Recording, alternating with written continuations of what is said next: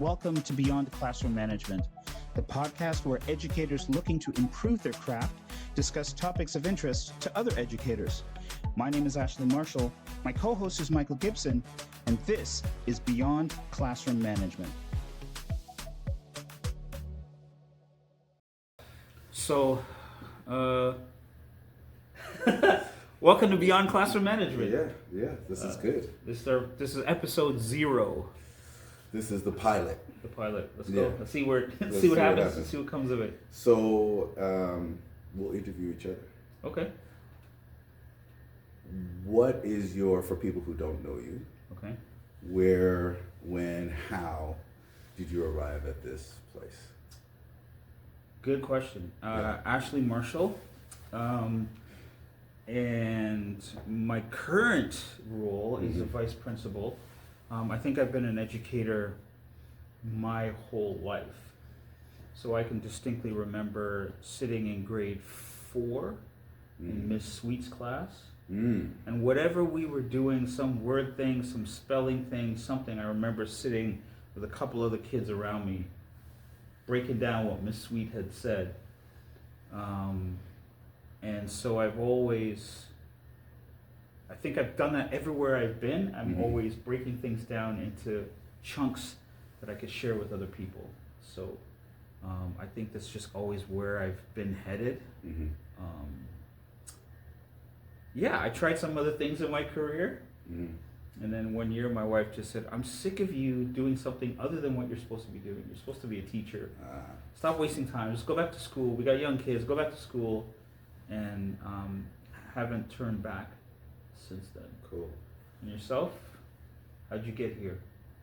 That's also a good question. Well, who are you and how did you get here? I am Michael Gibson. My current role is in ECPP, Education Partnership Program, and I'm a special education teacher. I'm a specialist there. And, for people who don't know what ECPP is, we have 60 plus alternative education sites where we deliver education in the TDSB and alternative spaces. And so I have one of those sites along with many other sites.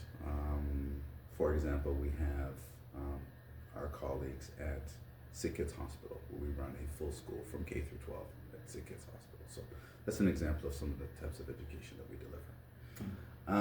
I have been involved in education similar to you. I've always been good at communicating and breaking down complex things so people can understand them.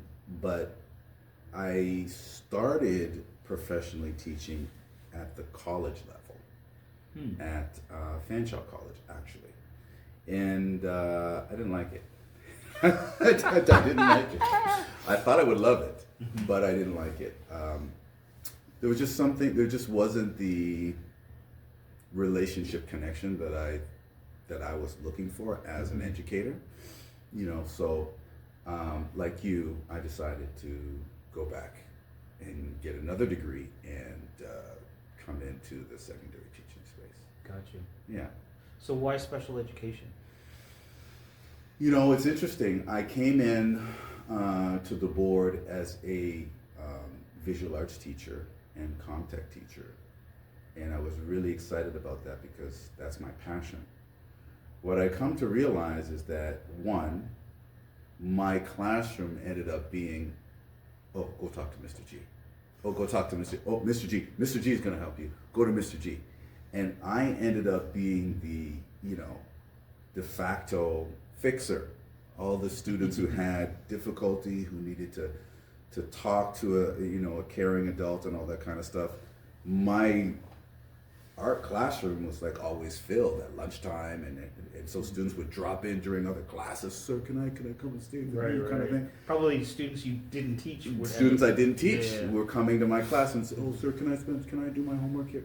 I was like, "Oh, sure, come on in." And that kind of triggered this thing, like, oh, I have a real, gift for helping students. And so I made the conscious decision to become the kind of teacher that I wanted to have when I was in high school.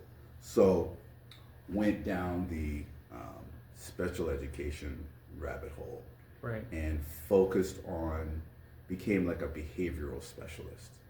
And so my role now, for many years, I was in the custody program, working with youth in custody. So I'm in the youth justice umbrella. I've been doing that for many years now.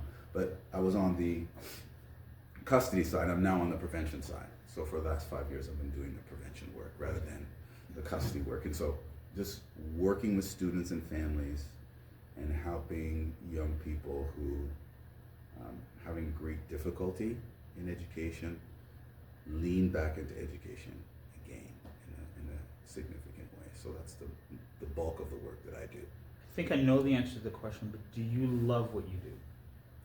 I love my students. Very I political love my answer. Very, students. very well positioned. I answer. love my students. Right. I love what I do. I'll be frank with you. I hate the paperwork. Mhm. I would rather be with my students. Of course, paperwork is part of what we do as teachers. When you're a special education teacher, it's a lot more. But I love my students. I genuinely want to be there for them and want to help them in any way I can.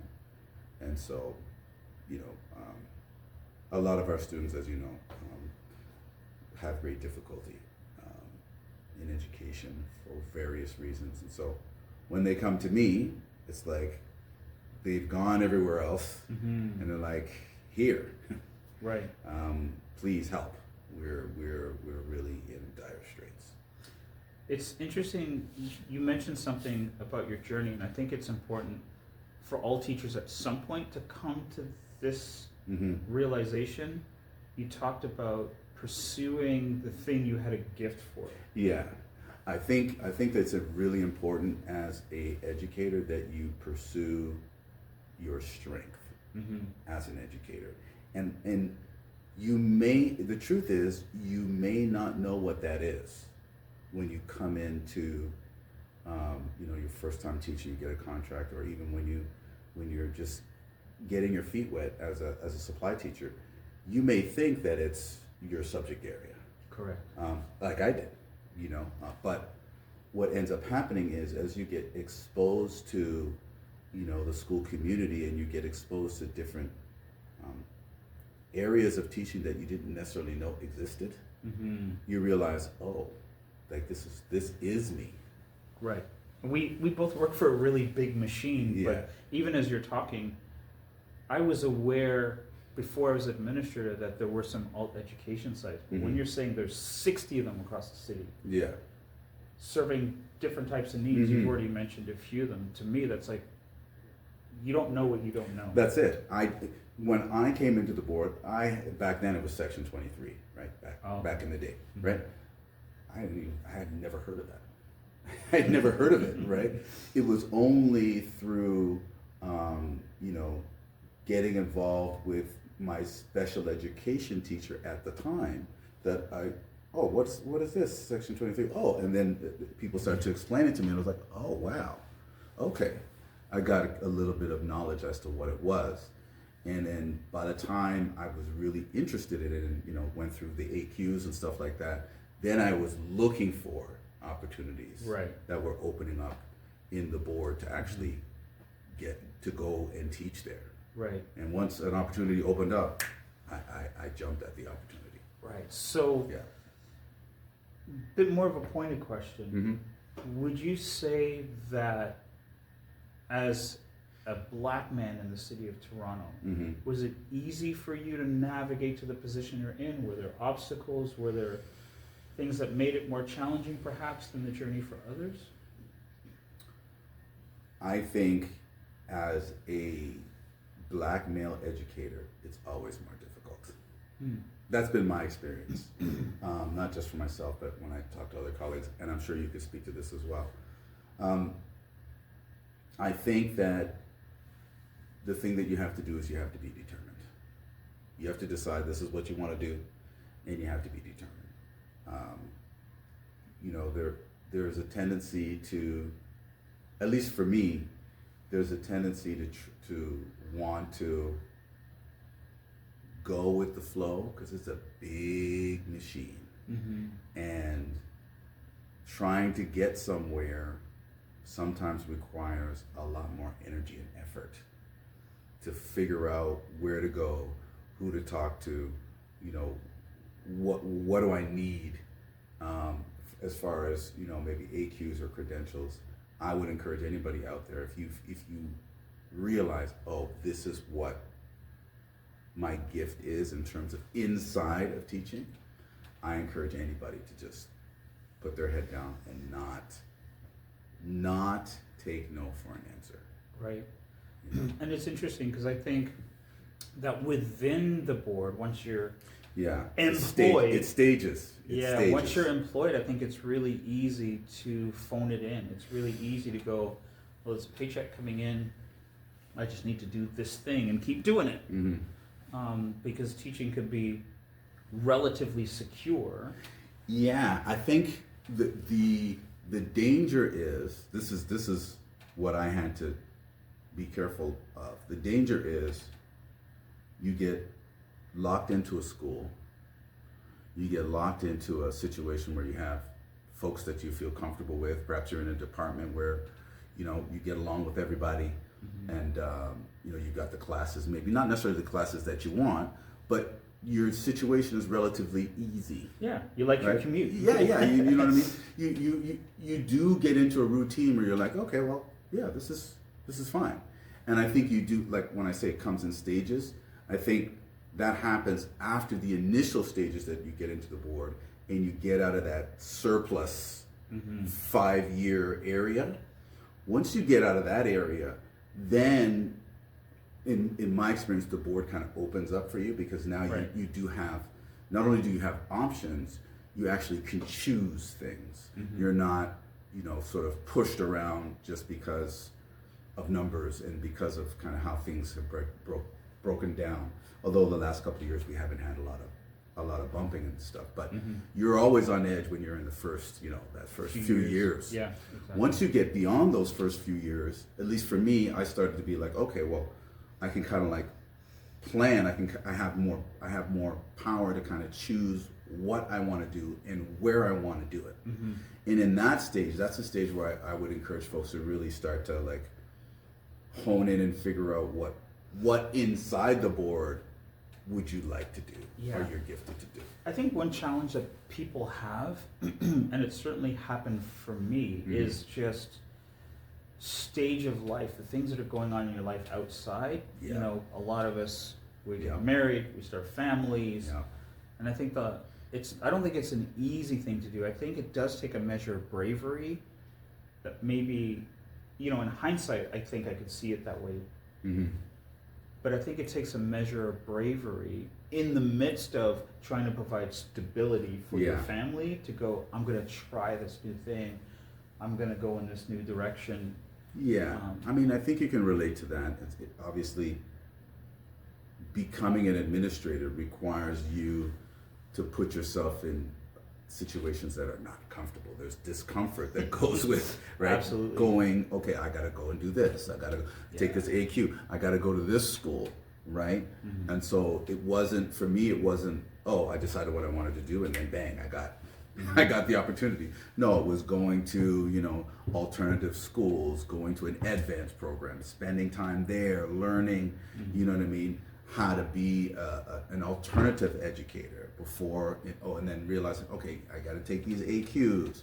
And so moving away from you know, my comfort zone, which was the arts, and moving into something that's totally new for me. Because I could have easily, you know, become an art teacher, and that's easy. Hit cruise for me, control. right? Cruise control, yeah. That's definitely the case for me as well.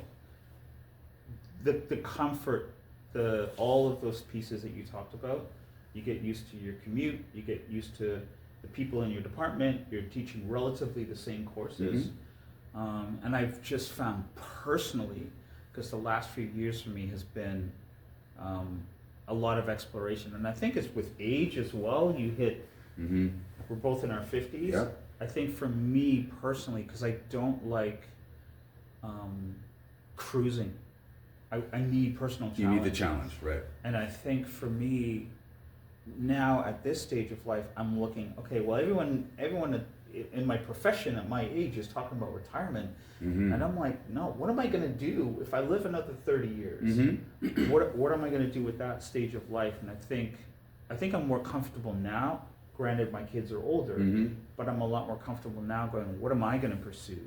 Am That's I going to go back to interesting. school? Yeah, Am I that's going to try interesting. this thing? Yeah. Look, we're in this podcast. Yeah. And That's interesting. well, this is the thing that we're like, Right. Let's try. Well, you know how I approach this is, as I was saying to you before we turned on the camera, it's like I got the the pension thing in my email. It's like, oh, I'm in single digits now. I can see the finish line. I started to think about, okay, what am I going to give back to the profession now that the finish line in terms of retirement is there, whether I decide to go or whatever that decision is. It started to get me to start to think about, okay, what can I do for young teachers? Right. What can I do to help other of our colleagues that maybe don't have the experiences that I have, right. but I can bring to bear the things that I've learned, to other colleagues. So I started thinking about, okay, now what am I gonna, what do I want to do at the tail end? Mm-hmm. Yeah. And I think that's a big part of the impetus for this whole Right. podcast experience. Yeah. And this journey that we're starting on is just looking at ways to, how would we prep our younger self? What were Yeah. the things that we wanted to What know when we was started? missing? What were Yeah. some of the potholes that we Mhm. could have gone around, or just other options that we could have navigated? And yeah, I'm excited about the journey. I'm excited Yeah. about us being able to chop it up. We've known each I other know, for years. long time. How long have we known each other? 35 maybe? I think we're at a solid 30 for sure. For sure. Somewhere For between sure. 30 and Solid 35. Yeah. Yeah. So yeah. yeah, and it'll be interesting. I mean, I know that we're starting out initially looking at moving beyond classroom management. We want to look at not just people surviving in the classroom, but what are some tools? And I think, the more that we've talked, the more that we've seen similarities in our approach, even though our educational journeys were kind of separate. We've known each other for a long time, but we didn't kind of move through the board together. Correct. But we realized that there were a lot of things that we were separately doing in our classrooms that were similar, but certainly beneficial. And for me, being on this side of administration, I get a little bit of a look into a lot of different classrooms. I get to deal with a lot of situations, whether it's teachers coming to me to talk about a situation with a student coming to talk to me about a situation with a teacher, or parents, whatever that looks like. I get a little bit of a window into classrooms, even if it's only for a small incident or situation or a small moment. But I just see things that, man, I wish, things that I'm communicating to the teachers now that I'm like, Right. man, Had I had that. had Year this person one. had that. Yeah. Exactly. It's one of those things. I think that the overall arching thing that I now realize is, I wish that I had someone come to me and say, look, Michael, this is a teaching practice. This is a practice. This is not something that you're going to actually come to the top of the mountain, right? Yeah. And say, yeah, I've arrived. Yeah. Because of the nature of our students, and you'll attest to this, that we've been around long enough. It's like every year things ebb and flow and change, and every cohort is different, every class is different. And so in that sense, even as you get more experience as a teacher, it doesn't necessarily mean it gets any easier. Right. Right? Yeah. It means that your ability or your toolbox that you have in your practice is, you have more things to grab at your toolbox, but it's always new. And I wish someone told me that, because I came out of teachers college like, okay, I got my lesson plans, I got everything. Yeah. What else is there? I just need to deliver the, you know what I mean? Yeah. And I come to realize, whoa, wait. It really, the most important thing is actually not what I'm teaching. Yeah. The most important thing is 100%. my care and concern and my connection to my Yeah. students. And as we've started to put some documents together to share with the audience, I mean that was almost number one. I think maybe it was number one on the list. Is that teaching is not information transfer. No. And to your point, tools that worked 10 years ago, they don't work now. No. And it's not necessarily because of the teaching. It's certainly not because of the content. Right. It's because the audience is changing. Yeah. The audience is changing so 100%. much, and that's a piece for me. That's a gap that I see with a lot of teachers, is that they're like, "What's wrong with this generation?" And this worked last year. It's our job. I tell this to my students. It's my job to earn your trust. Yeah. That's my job. Mm-hmm. It's not your job. Yeah. And so that means, talk about differentiated instruction. That means, however, right? However, and I work in a very highly specialized area in the board where I'm individualizing the teaching and individualizing the timetable, however they need me to teach them. Mm-hmm. It's my goal to be the best at that. Right. And that looks very different on an individual basis. Correct.